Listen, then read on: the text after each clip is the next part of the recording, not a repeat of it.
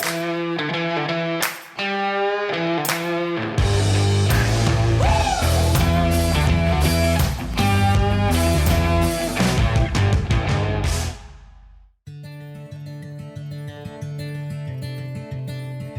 podcast episode is brought to you by Hodinkee Insurance, a new venture partnering both Hodinkee and Chubb, two industry leaders in their respective fields. Hodinkee Insurance is a refreshing new way to protect the timepieces we enjoy and collect. It's a true game changer in that it was designed by watch enthusiasts for watch enthusiasts, and it makes the process of insuring your watches as simple as possible by eliminating the typical pain points that can make insurance such a headache. Stay tuned later in the episode for more information, and be sure to check out insurance.hodinkee.com or download the Hodinkee app on iOS or Android. Hey everyone, welcome to the 10 and 2 podcast. I'm Kat. And I'm Catlin. And we're here every week talking watches, photography, adventure, and exploring the world of horology. Got it. We're really going to talk about photography and adventure today. I'm very excited. I'm excited too. We have we have a special guest with us. We have Josh Edric Perez on today. How are you, Josh? Good. How are you? Awesome. How are you both? We are, we're doing good. As good as we can be. I feel like everybody's in this like awkward in-between phase right now. Yeah. We're going to pretend for the next hour that nothing else is happening, and we're just going to have a great conversation. That's perfect. But we are so excited to have you on the show today. Thank you. Yeah, I'm excited too. Yeah, and if our listeners, if you don't know Josh, he is a Denver-based photographer, producer, videographer, co-founder of Sett and Pedro+Tailor, which I'm a huge fan of. Thank you. Yeah, I'm a big fan. You guys launched Pedro+Tailor earlier this year. Yeah, we launched in March, kind of right in the midst of COVID. Yeah. Which originally didn't make a whole lot of business sense, but it's like, let's launch in the midst of a pandemic and figure this out. But we originally actually had planned to launch late last year. Okay. And then we kind of postponed some stuff, and we were in the midst of kind of talking to a couple investors for the business and those relationships. And for different reasons, we kind of just postponed a little bit and then ran it straight into COVID. Yeah. So it was kind of postponement for a different reason. And then COVID came, and we ended up deciding to launch the brand through a giveaway. So we actually didn't have any product on the website. We just realized like tons of our friends in the creative industry and tons of people in our network were losing jobs or being put on furlough and different things. And so we decided to just launch a giveaway. And we didn't have any product on the website. No one knew who the brand was, but we'd already set money aside to launch the brand. And I think Levi and I, we just kind of felt a bit guilty staring at this bank account ready to launch a brand, and then just seeing, it was all of our first pandemic, right? Yeah. But we were just like, what the heck's happening? And just seeing tons of friends kind of hurt because of COVID, career-wise or financially, or even just people losing motivation. And so we were like, let's cheer people up. Let's release this creative grant, and let's give away whatever we can, and launch the business. Yeah. And so we did. And James Stacy had us on the Gray NATO, and that was awesome. And they decided to match us. And then we had a private donor match the both of us. And so all three of us together, just released the photo grant and released Pedro+Tailor into the world. And it's been, just growing like crazy ever since. Well, it's awesome. And I know, so James was he was a judge in that too, I believe, right? He was. The photo contest. And I think it was a great thing to do. It raised brand awareness without even, like you said, having a product. And I could think it really stood for, the whole motto behind Pedro+Tailor is a life of wonder. And I think that was a really good thing to do to kind of grasp that idea at this time. And I thought it was really cool of you guys to do that for sure. Thanks. Yeah. I'm sure it's very non-traditional way to launch a brand. But I think that during that time, there really isn't any conventional way to launch a brand. Like nobody was launching anything. So you couldn't just come out here and say, oh, here's my website, here's all the stuff, so go buy it. You had to do something a little bit more unique. And you had come from such a creative background. So like you said, seeing so many people become unemployed or furloughed or just the loss of inspiration. I know personally I was very fortunate enough to not be furloughed.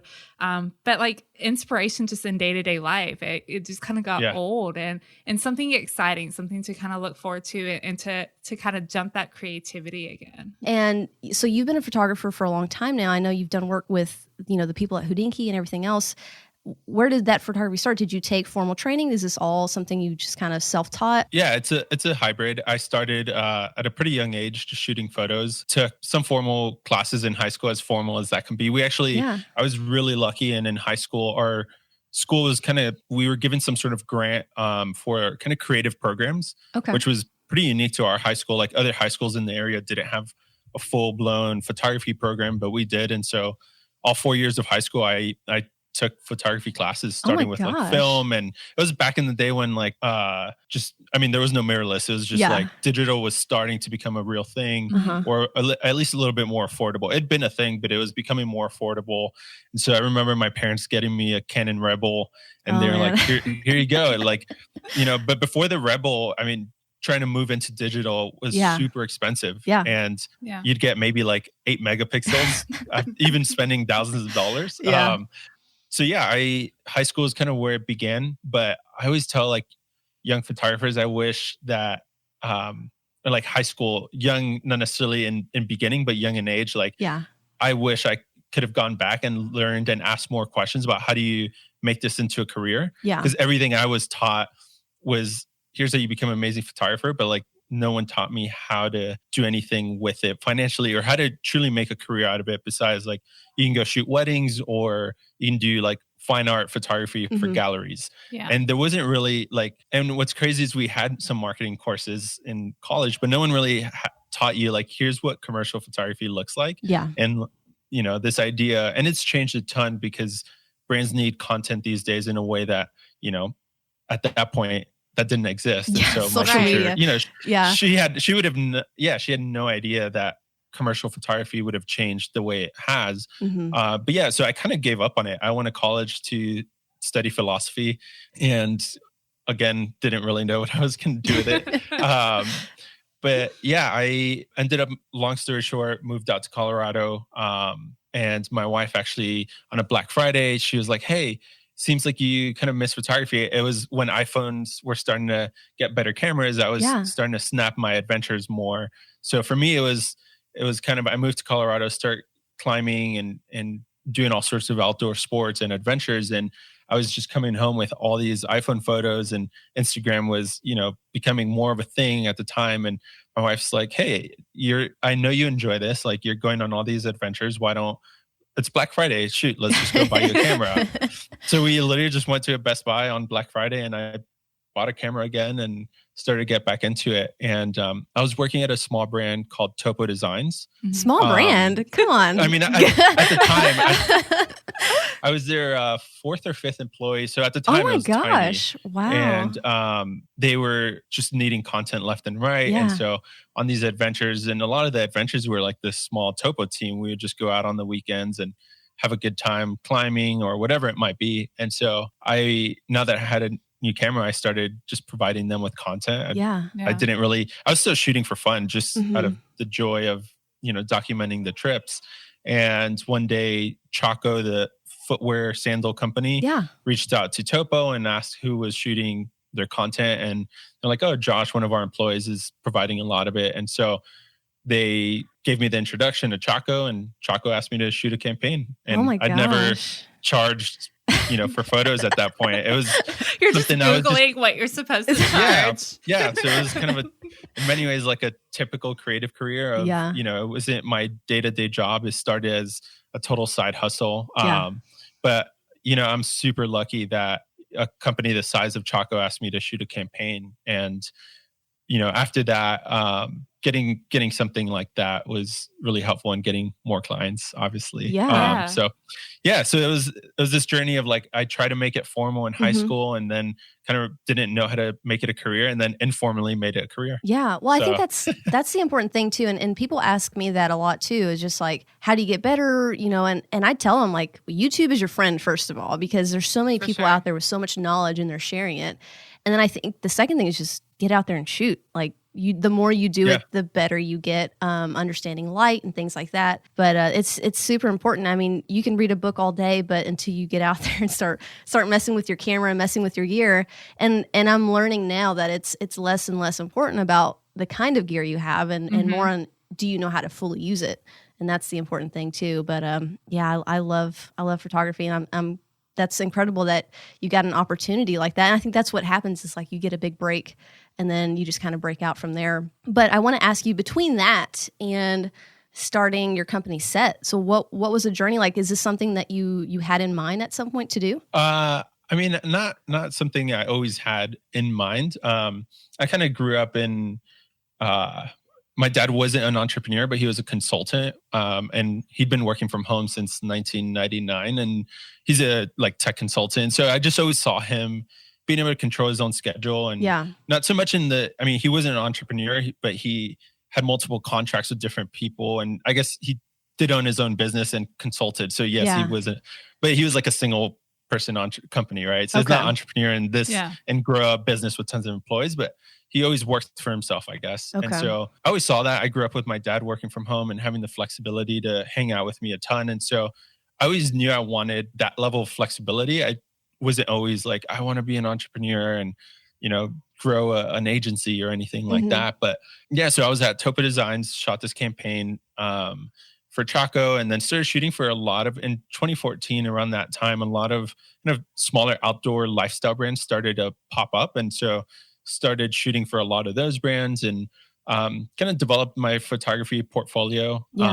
Moved on from Topo, did some time in like the tech industry as a creative producer, then went back into the outdoor industry in a marketing role at Rab Equipment, which is a British outdoor brand, kind of known for their down jackets and stuff, and really technical clothing. And so did marketing there, and then off to another brand. And so I was in these kind of marketing roles, but always freelancing on the side, constantly asking bosses if it was cool if I could freelance on the side, because I really enjoyed truly being behind the camera. And I was learning a lot on the marketing side. And one of the things I think made me a better photographer was understanding truly what content brands need. And so I always tell a lot of young photographers, like, it doesn't matter if you shoot the most beautiful photos in the world. If you're not helping those brands move their sales, then who really cares at the end of the day? Like, if you dream of shooting for, let's say, Rolex watches, like, you can shoot the most beautiful photo, but if it's not helping them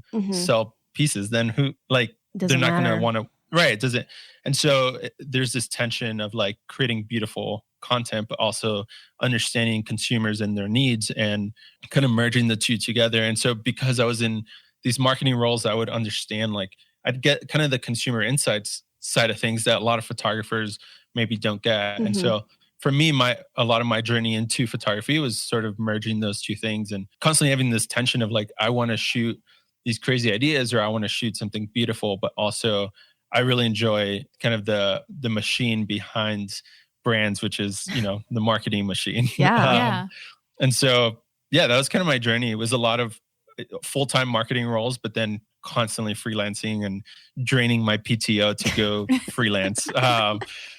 And so, I mean, the peak of that was me running out of PTO and still begging for a month leave to go to Nepal and spend time around Everest. And so, I was definitely, and then it got to a point where I was like, okay, I obviously am, constantly trying to get as much time to go do this. And so while I'm good at the marketing and I do love that, like, maybe I should pursue this thing full time if I'm constantly trying to get time off for it. Right. And that was kind of my journey, and the brands got bigger and bigger on the photography side, and they grew more and more. And it's surrounded myself with better photographers, and just constantly asked other people I looked up to in marketing roles for advice on photography and creating visuals and whatnot. So you guys have worked with, folks like Hodinkee, Disney, Toyota, obviously Topo, Uber, and Huckberry, and the list goes on from there.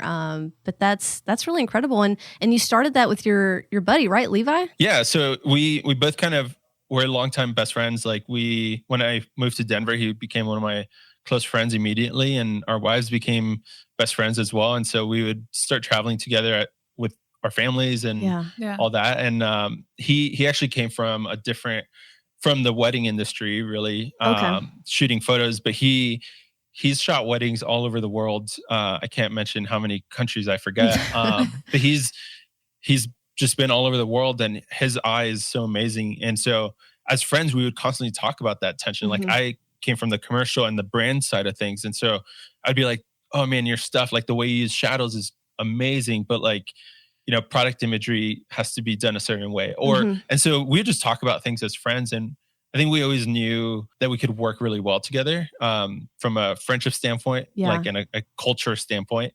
And so we'd always talked about it. And let's see, 2 years ago, he actually left the wedding industry, joined the agency. He was a creative director at a ad agency in Boulder. And he was the kind of traditional ad agency world wasn't quite for him. And so he was looking to do something else, and I was looking to do something else. And after years of talking about it, we decided to stop talking about it and launch Sett, which is our agency. But yeah, so we kind of came from two different spectrums of photography and kind of creative world and merged it all together. And so, yeah, that's kind of how we started working together. That's awesome. You got to find someone you work well with. It's not worth it. It's not worth it. No. Yeah, our motto internally is just like, we do good work with good people and have fun along the way. Exactly. You know, you got to put out really good work, and you got to do it with people you love and enjoy, and you got to have fun along the way. You definitely have to have fun. Yeah. You don't want to look back in 10 years and be like, I don't know, we made a lot of money, or we like, or we like surrounded ourselves with good people, but no one had fun doing it or whatever, you know. It's like, if you're not having fun, then why are you doing it? Then especially the amount of work that goes into it. Like exactly, any sort of creative process is so time consuming, especially when it comes to photography and things like that. Well, I mean, even with us, and I tell people this when they ask about starting a podcast or anything else, and I stress that whoever you're doing it with, just make sure you're both in it together. And, you know, there was never a doubt that this wasn't going to be split 50-50. I never feel like I'm doing more work than you are. And I feel like there has to be a level of trust there too and especially if you can be friends, obviously beforehand, you do have that level of trust. Yeah. But it just goes so much more smoothly. And we joke about it all the time. Like, people don't understand, like even today, like we're going to be together all day long, just like hanging out. We do work, but we also just hang out because we're friends. Kat comes and visits me at work sometimes. Those are my favorite days. But you got to have it. It's got to work. And that's awesome that you guys, you know, have gotten along and have started two companies together now, that and Pedro and Tailor. But so one thing that I noticed when you started Pedro and Tailor, and I was looking at all the advertising, which amazing photography again, the models, including yourself, and the shots that were posted on social media, y'all were promoting like micro brands and like Zodiac, Monta, Astor and Banks. And it made me really happy because typically, especially with any sort of fashion industry, you don't see a lot of that. And you're seeing more of it now. Like I know Huckberry, Timex is not really a micro brand by any means, but I still consider them like kind of smaller. You don't see focus on watches in general. Like it winds up being all about the fashion, which is totally understandable. But I feel like the thing that's interesting is Pedro and Tailor really emphasizes a lifestyle. And watches are very much so a part of that. Yeah. And so I wanted to ask you, like, when did you always have a passion for watches, like growing up? Yeah. Looking back, I did. It's something, I don't know how it is for you guys. But for me, I didn't think I did. And looking back, like I remember when I got into high school, my dad's finally like, all right, like I don't know, it felt more adultish. And so my dad's like, go pick something, or like, what do you want? What's an item or something that you will make you feel like you've grown up a bit? Yeah. And so, because high school feels like you're growing up a bit. Yeah. And my grandfather, honestly, I don't remember what he wore. I wish I did, but it wasn't anything spectacular or anything like that, but he always wore a watch like every day of his life. And so, and my grandfather is a role model for me. And so I was just like, I want to watch, because neither of my parents, my mom wore a watch. My dad never wore a watch. Like, he just doesn't like anything on his wrist or jewelry at all. Barely likes a wedding ring, but my grandfather did. And so I was just like, oh, I don't know, like an adult item seems like getting a watch. And my dad took me to a fossil store and let me pick out a watch. And, you know, looking back, it's like, I mean, it was a crappy watch, but like, it was a thing. Like I really enjoyed the experience, and it felt like I'm getting this item that, I don't know, feels very grown up to wear a watch for some reason. I mean, heck. When I was a kid. Yeah. Well, those fossils were like, they weren't cheap as like a young adult. At the time, yeah. They're like $200. Yeah. And that is a lot of money when you're like a teenager to drop that on a watch. You feel like you're like, you got to walk around with a Rolex. Basically. Yeah. I mean, yeah, like looking now and understanding what I understand now about watches. Yeah. I say that now. But yeah, in the moment, it felt like, holy smokes, Dad's letting me pick out a fossil watch. Yeah. This is amazing. Yeah. And so that was kind of my journey. And, through my brother in college got me, oh shoot, I forgot what he got me. It was like a Nautica or something. Just but still, he knew that I liked my fossil a lot. Yeah. So he's my older brother, and he's like, oh, I'll get you another watch. And he just got me a watch. And so I always wore a watch. And then what did he get me next? Maybe it was a Movado that he got me in college afterwards. And so it was never something that I was like geeking out over, but I always enjoyed them. And then for me, then when I kind of switched into my life pre-Colorado was like very corporate-y in North Carolina. And in Colorado, everything switched, and I like became this, outdoor adventure guy who had to be wearing like Suunto watches. And so then I went down this like crazy kick of like Suunto and Garmin. Yeah. And and for me, a lot of it was I was just used to having a watch on my wrist. And so and then it became like, okay, if I'm on an adventure, what's going to be rugged enough? And at Topo, we were carrying Suunto watches in the retail locations. And so I picked up a Suunto and kind of fell in love with that, and then actually created a partnership with them. So I was a photographer on kind of their team. And very cool. So yeah, I was constantly rocking Suunto watches, and then it just kind of grew from there. And I'd say my like real love for watches came when in Vail, Colorado at GoPro Mountain Games, I got to meet Russell Kelly, who at the time was head of brand at Tudor Watches. And so Tudor they had a kind of a booth, and they were sponsoring the GoPro Mountain Games one year. And Mark Hansen, who's co-founder of Topo Designs, he and I are good friends. And he's like, hey, you should meet Russell. Both of them are good friends. And so it was just friends introducing friends. And that's when my photography career was like really beginning to blossom. And I remember just being shocked that I could meet Russell. I thought it was so cool. And I kind of bravely just asked him, hey, if I sent you a bunch of photos, would you mind like giving me feedback? I just kind of randomly asked him, and he's like, of course. And I just always looked up to the Tudor brand. Yeah. And so I was like, why not ask him for feedback on my photography? And so, yeah, he and I formed a relationship and began like communicating more often. And I would send him a bunch of photos of mostly adventure stuff, because Tudor, they've got that adventure side, and they have a lot of heritage and kind of the mountains and adventure and all that. So yeah, he would start providing feedback. I'd bug him all the time. Oh, wow. Looking back, he was so nice about it. He had just, I mean, that's like, pretty crazy. Yeah. Oh no, it was another lucky strike. My career is just full of lucky strikes and right place, right time, and right people. And so Mark and I were on a trip at some point in Idaho, and Mark was wearing his Tudor, and he's got a Black Bay, and I was like, oh, we should snap some photos. Like, we are in the mountains, we've got dirt bikes and all sorts of other like adventure toys. And I was like, let's put a little shoot together, and you've got a Tudor on, and I'll send it to Russell and see what he thinks. And so I sent those photos off to Russell, and I was also like, oh, Mark, you're like the perfect demographic. Like, this is great. Like, you're not a model, but like you're the right guy or person for the watch you're wearing and the situation we're in. And so I sent those photos off to Russell, and he's like, hey, these are awesome, and the team in Geneva loves them. And I was like, really?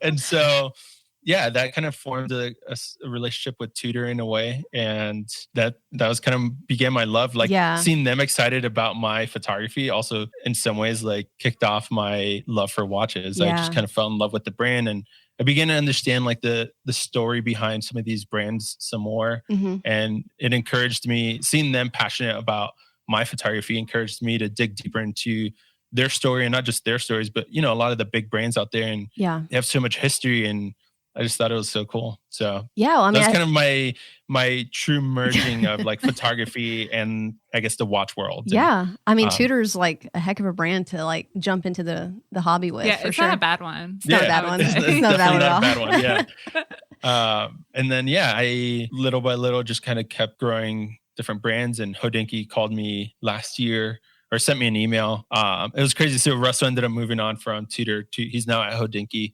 Okay. He's I believe chief commercial officer at Hodinkee. And so it was cool to see him go there. And honestly, that's how I found out about Hodinkee. I was like, oh, okay. He told me he was moving on to this magazine and e-commerce, and explained all of Hodinkee world to me. And so I was like, oh, okay, that's where you're going. And then they, one of their editors reached out to me on my website and was just like, hey, we've got this story and we think you'd be a good fit to photograph it. So I messaged Russell and was like, dude, thanks for putting in a good word. He's like, I did it. That's awesome.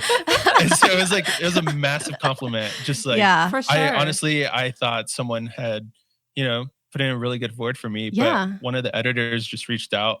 I think they kind of had seen my work through, similar connections, but it felt even better to kind of have earned the work without, without a recommendation. Yeah. And, so I shot, that's when I shot the McLaren F1 story with James Stacy. Forget, that's like probably 4. She's back now. It was, I think fall last year. Did y'all shoot that in Canada? Was that in Canada? No.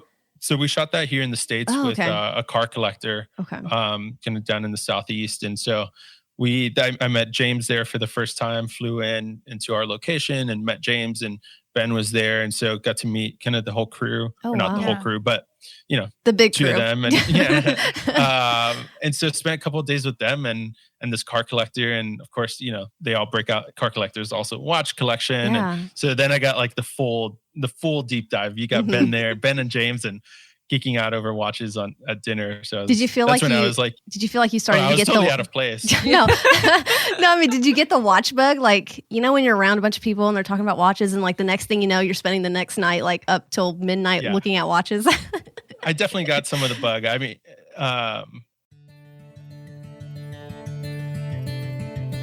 And now a word from today's sponsor. Hodinkee, the preeminent resource for all things watches, has recently announced a new venture, Hodinkee Insurance.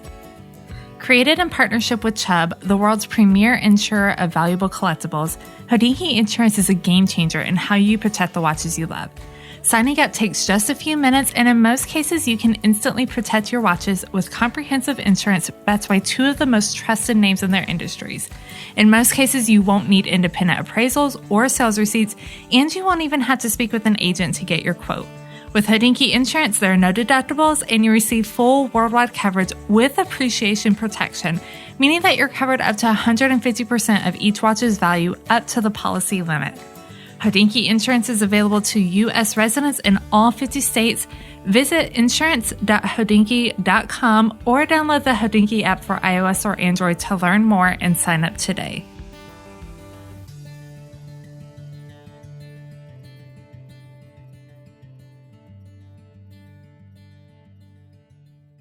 I definitely, at dinner, I'm Googling some of the stuff they're talking about. Like, what reference is that? What? And, so yeah, that's when I definitely started to get some of the bug and fall deeper in love with watches. And then February this year, they asked me to go out to Denmark with Cole Pennington. And so I went out with Cole literally right before COVID became a crazy thing. So it was like end of February. Cole and I went to Denmark for I think 2 days. We shot a story for Bang & Olufsen, and that one actually had like no watches in the story. It was purely just Bang & Olufsen and their history. But of course, spent a couple more dinners with another Hodinkee individual, just fall even more who's in love basically with an encyclopedia. I know. Pretty much. Oh, Cole so is intimidating. Oh my god. Yeah, I just reconnected with Cole in California last week. And again, it was just his stories are it's always amazing.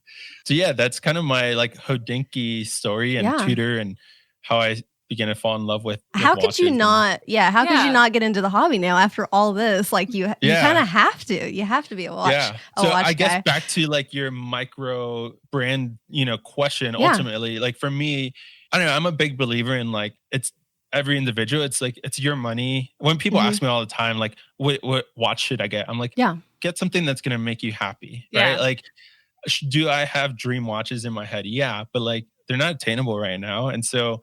In the meantime, there's a lot of other brands that can make me happy. And, for someone like having 30 options that they can match a lot of different outfits with might make them insanely happy. And for that person, like if you're trying to get 30 watches, you're probably not, unless you're super loaded, you're not going to get a lot of insane stuff. Right. So I don't know, I'm a big believer in like, it's your money, do what makes you happy. And there's nothing wrong with that. I think the entrepreneur in me also loves getting to connect with kind of the other founders of these micro brands. And that's an opportunity you don't always get with some of the bigger brands, getting to really interact with the people behind the scenes. Actually, maybe they're not fully making the watches, but it's their concepts and their thoughts. And it's cool to see them just build a brand the same way like we've built Pedro+Tailor. It's cool to see them build a brand and a lifestyle around their specific watch and what they're chasing. So I don't know if that fully answers like your micro brand question. But. Well, and I think, people like to dog on these micro brands because they're like, oh, they don't have history, they don't have a story. But at the same time, everyone starts somewhere. Yeah, you have to start. We got off an interview with Nomos and hearing how they started, they were no different in the early 1990s than any other brand right now. And look where they are now. They weren't making their own movements. They were, using other movements inside. And it's no different than a lot of these other micro brands. And look how far they've come in such a short period of time. And I can see a lot of these micros just like taking off after a few years. But again, it's like, I would never discount a brand just because they're new. And I don't know. I mean, I know everyone in this hobby is a little picky, but and of course you have brands that have been around forever, but to knock off a brand just because they're brand new is just, it's kind of ridiculous to me. Well, because we don't do it with anything else. There's nothing else that we just discount because it's a new company. Yeah. So why do it with watches? Exactly. Right. And there's so much out there now. That's the thing. Like social media has changed the watch industry completely. And it gives micro brands an opportunity, and small businesses in general, which is what you see with Pedro+Tailor, of course, is that they have a platform like never before. So it really encourages more and more micro brands to step up. And I'm all for it. I think that there's so much variety. It used to be if you wanted to spend $300 on a watch, all you bought was a Seiko, and that was it. Right. That's your entry level. But now, first of all, now you see Seiko moving up their entry level price point, and it just opens the door for so many micro brands now between that $300 and $500 price point. Variety is the spice of life, and there's so much out there now. Yeah, for sure. Yeah, I think too, like, it's awesome to be able to gift, like for someone who wants to get into watches, like micro brands at the price points a lot of them come in at, it allows for an amazing gift to someone who's trying to get into watches. So yeah, I don't know. I personally don't have a big issue about it. I can appreciate both, right? Like I'm with you guys as far as it's cool to see a lot of them starting up and whatnot. And yeah, I don't know. I don't really have an issue with them. Yeah.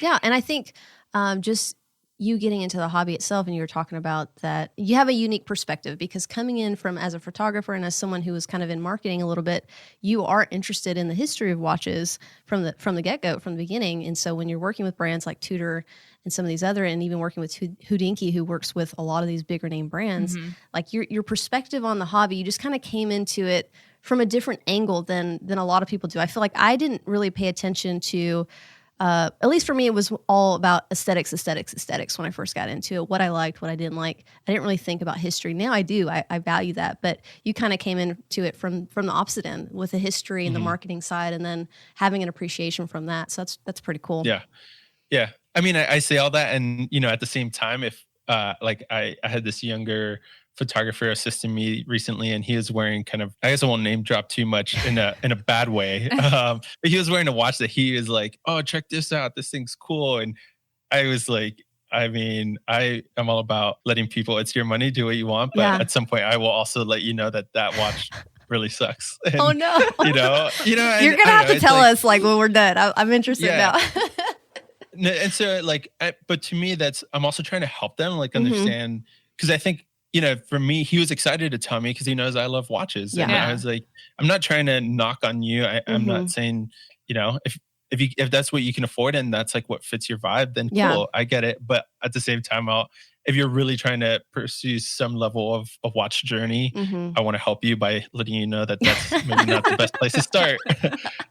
So I don't know. I guess I have my limits too with like where there's also so many watches out there now. And so I do have my limits, right? Like I'm sure we all have our limits. I think there's micro brands doing it really well. And then there's just people who, have a lot of funding and know how to run social media channels really well. Are just trying to sell some not so good watches to a lot of people. Yeah. We get it. I mean, we see it all the time. Yeah. Without name dropping. It's funny because I like watches obviously and have a whole watch page. Like I'll get all the ads and I'm just like, oh, really? And what's crazy is that I'll look at Facebook comments and I just want to go and reply to everybody and be like, go check this watch out. Go check this brand out. Like so much better for your money because you're going to get a watch that is going to just hang around with you for a long time. Yeah. And again, I'm not, I hate to say it, like I'm not shitting on the other brands, but because I've had Timex, I've had some of these other brands that you have the watch for 3 to 4 years, it breaks, it cracks, whatever. But again, it's at a good price point. I think Timex kind of balances it pretty well. Yeah. Sure. But some of these other that are charging like $300 or $400, again, that's how I got into the hobby. I got in from those fossils, from the smartwatches and stuff, because I got used to wearing something on the wrist. And I think for anyone, that's a good thing. If you get used to that, whatever brand it is, and then down the line, you want something a little bit better. And I think the watch community is growing a lot. Yeah. So I think we're going to see more and more people with some cool watches on the wrist. At least I hope so. Yeah. I hope so. And brands like yours are doing a great job at marketing that too. And I can totally see people being interested on, what the model's wearing in the picture and stuff, because it's not a focus point, but you can definitely they're wearing a watch. It's not hidden under a sleeve cuff or anything like that. But I love the way you guys market your stuff. It's so good. Thanks. So, we all kind of get into these fitness watches, and you mentioned you were wearing the Sunto for a long time. Now, if you're out climbing, if you're hiking, stuff like that, are you wearing the fitness watches or are you wearing, a mechanic watch? It just depends. Depends on how hardcore you're going. No, I actually stopped using kind of fitness watches because honestly, I don't fully maximize them. Okay. So by stop, I currently don't have any. I just gifted all like my fitness watches to other fitness friends who wanted to try them. I was like, here you go, like give it a try. And then I got an Apple Watch and I was trying to see how I would like that for fitness. So I don't know, I'm liking it. I'm also not someone who goes insane on like the data with a lot of those fitness watches. And so kind of my go-to for adventure stuff right now depends on how if I'm rock climbing, I try not to wear anything I really care about because it'll just really get dinged up. Yeah.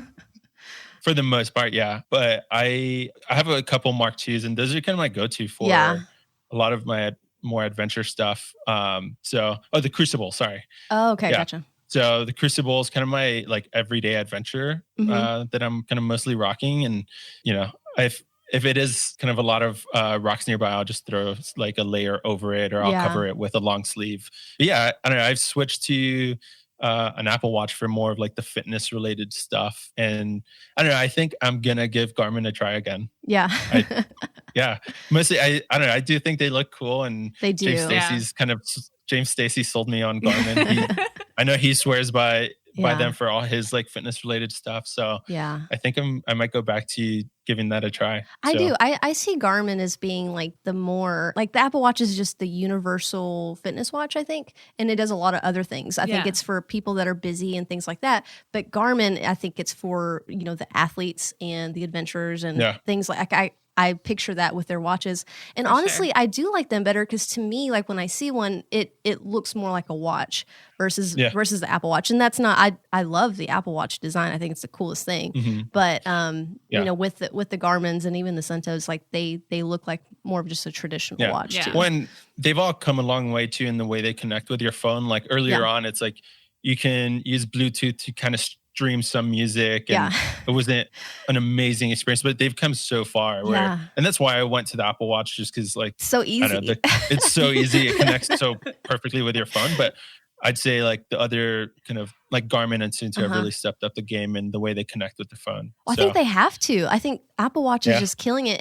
And that is a good thing, because now we're seeing these other brands, and that even goes to watch brands like Tag that's got their smartwatch. Connected. Yeah. It's like, have you guys used it? No, we've seen it, but like I've been tying it. Yeah. I really want to. I even want to check out the G-Shock one. Yeah. The G-Shock smartwatch. I think that it's really neat. Well, it's cool to see these watch brands like just, you know, make use of the technology that we have. I think you're silly if you just kind of sit there and pretend like it's not happening around you. And doesn't mean that you have to change your motto or you know what the brand is, but having an offering like that, I think is really, really cool. And I think it's awesome that brands are trying to keep up with Apple, and they are expanding their technology to do that. And these smartwatches are going to be like so freaking cool in like 5 years. They already are. I mean, they already are doing amazing things. And that's the whole reason I tell people I got into this hobby, because I was frustrated. Like I had the Fitbits, and I kept like every 6 months. They get so nasty, those things. They would break apart. It used to be my Black Friday tradition is every Black Friday I would have to buy a new like Fitbit because the band would break or it would stop working or something. Well, and then looking back now, I'm like, oh my gosh, what did it do? It told me how many steps I did in a day and like maybe my heart rate. Like, did I really need to know that? But again, they've come such a long way. Even Fitbit has, but that's awesome. My thing is, I tend to forget to charge anything electronic. Like I'm the worst. I'll wake up with like 5%. Oh no! Battery on my phone. I'm the worst at charging electronics, and so I'm like lying in my bed, like, because first of all, why are iPhone cables so short? Can we just have a quick, like, come on? But I'm like lying in my bed, stretching it a little bit just to get those last couple of like Instagram messages out, and then go to bed. No. I can't forget to charge it. I would die. Well, that's what's so great about a mechanical is that you never have to worry about charging it. You can take it with you in a second. Yeah. So when I went to Nepal for a month, I was photographing for Alpina. Yeah. So I naturally had an Alpina on my wrist, but I had their Alpina 4. But yeah, that's what I wore the whole time. And I debated, like, do I take a smartwatch with me? But it's just like, I mean, you have to like pay for electricity when you're out there and stuff. You can't just like take any outlet you see, at least when you're near Everest, not in all of Nepal, but like when you're near Everest and you're staying in tea houses and stuff like that, you're you're paying $5 to charge something. And so or I had a solar panel with me, like the small Goal Zero solar panels, and you're trying, I mean, it could kind of charge your watch for sure, but you have to leave it charging and stuff. And so I decided not to take a smartwatch with me. Well, at that point too, you're like, is my phone more important or is my watch, my smartwatch more important? Priorities for sure. That's crazy. And so did you do a whole shoot out there for them? Not an entire shoot. Okay. So I went out there with someone else, and so we did bring content back for them from that trip. Oh my gosh. That's but awesome. It wasn't the shoot or the trip there was, it started off as a personal trip, and then I ended up kind of partnering with Smartwool, so the clothing company. So shot a bunch of stuff for Smartwool, and then shot a bunch of stuff for Alpina watches, and so it was those two brands, kind of partnered with them. But it originally started off as me just wanting to be out there, so I booked the entire trip. And did you climb? I had plans. Did you climb to the top? I didn't climb Everest. I just kind of went to base camp and hung out there, and I would be scared. But yeah, it was a really good time. But I figured, hey, I'm going to be out there, and so I started talking to a few brands that I was like, I'm going to be wearing your stuff anyways. I mean, not necessarily the Alpina, but Smartwool was definitely going to be in my backpack already. And so, partnered with those brands. And luckily I was going to be out there with someone else anyway. So that's the way to do it. Tag team it and use him as a model. So man, I'm jealous. That's awesome. One day we'll be able to travel again. One day. It feels weird.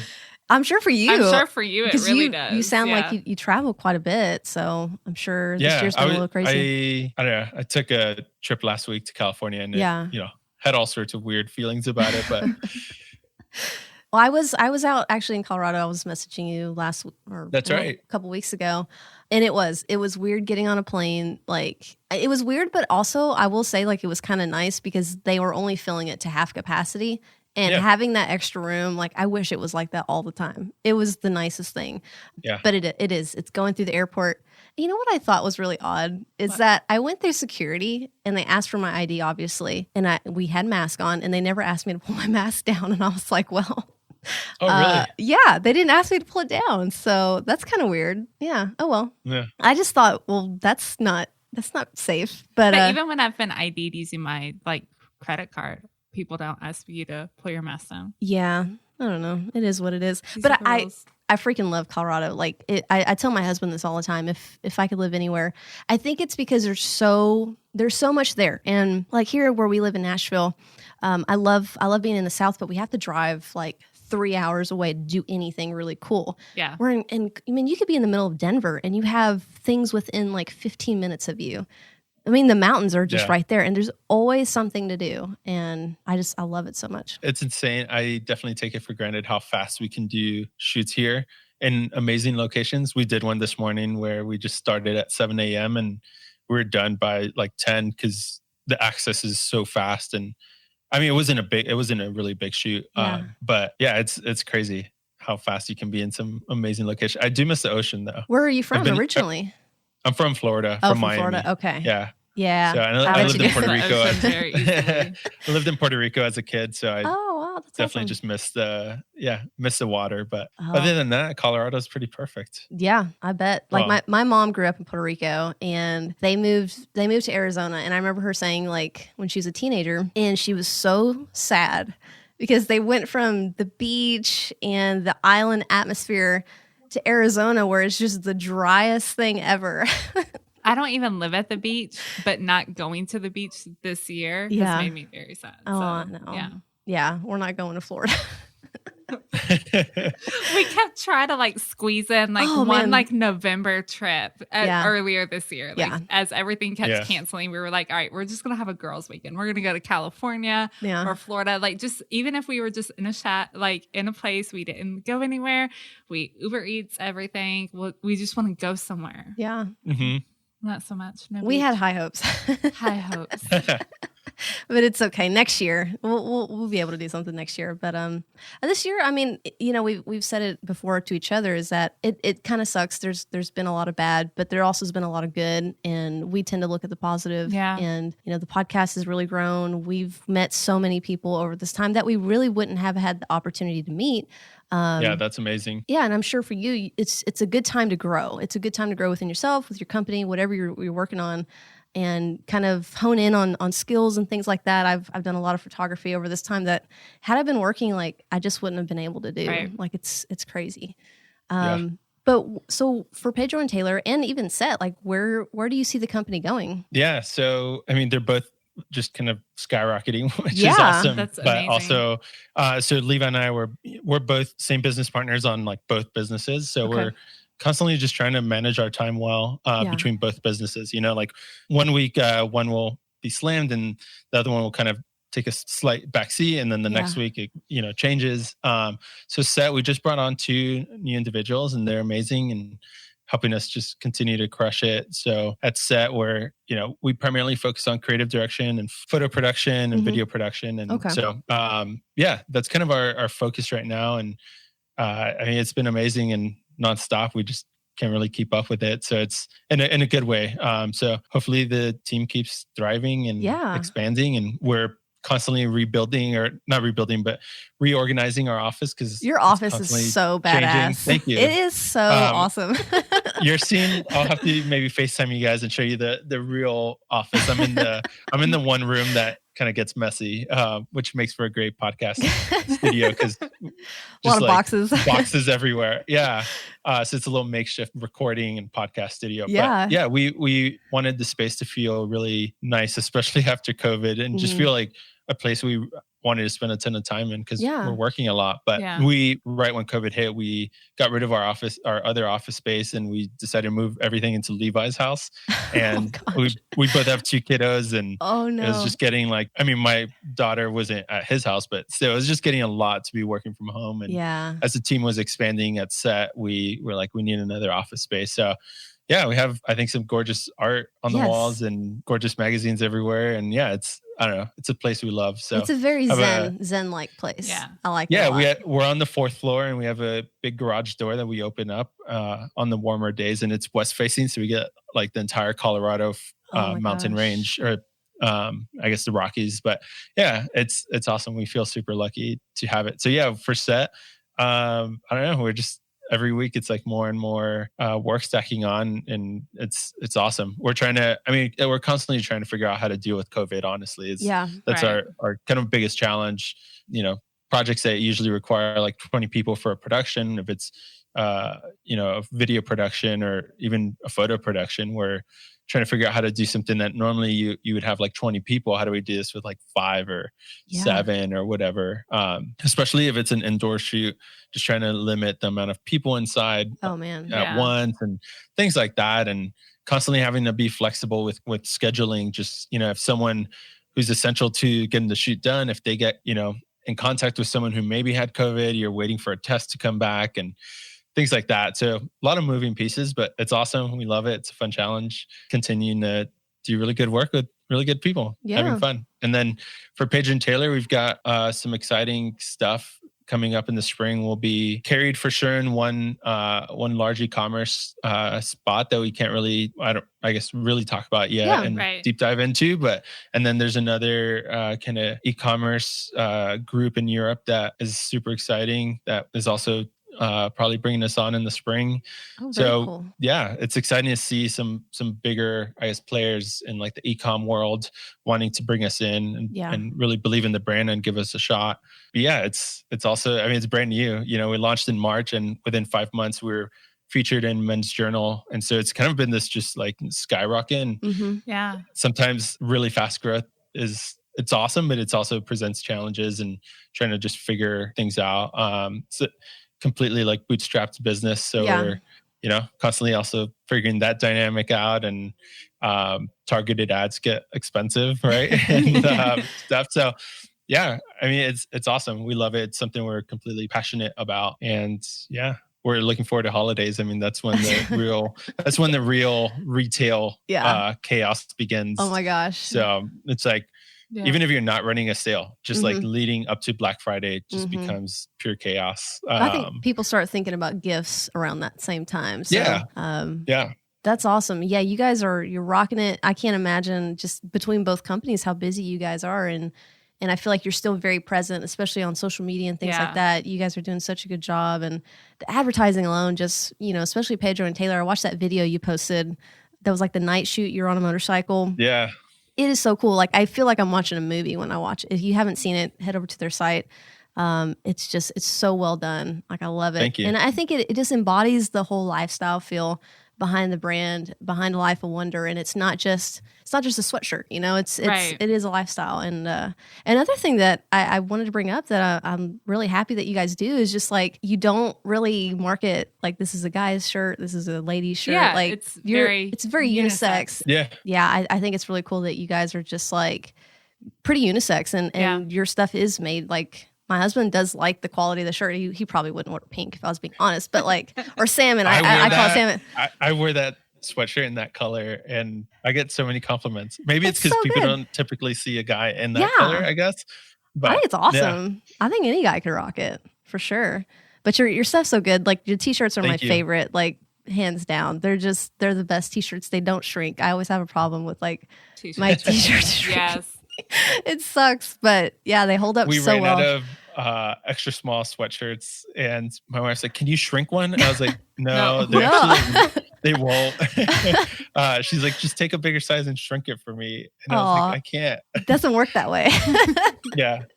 That's always good to know. But we wish you the best. We thank you so much for likewise. Being on the podcast today. Thank you so much for joining us. I've been awesome. A big fan for a long time. It's exciting for me to talk to you both more. Yeah, absolutely. So well, we appreciate you being on, and we'll put all the links to Pedro and Tailor, to Sett, to your Instagram as well, because you do some amazing photography that's on there. And it's been a pleasure, Josh. Thank you so much for coming on. Right. Thank you both. All right, you want to take us out? Oh, I forgot how to take us out for a second. Okay, sorry. I totally forgot what we're supposed to do. I could try. No, I got it. I always forget the Facebook handles. I forget. Clearly, I even forget that we take anything out. All right, guys. Well, thank you for tuning in. Be sure to head over to our website, www.tennand2.com, to check out all the show notes. We'll have links to everything that we talked about today. Be sure you're following along with us on Facebook, Instagram, and Twitter at 10and2 Media. If you guys are liking what you're hearing, go on whatever media platform you're listening on. Leave us a review. Leave us some stars. 5 stars only, please. And that's all. All right. We'll talk to you later. Bye, everyone. Bye.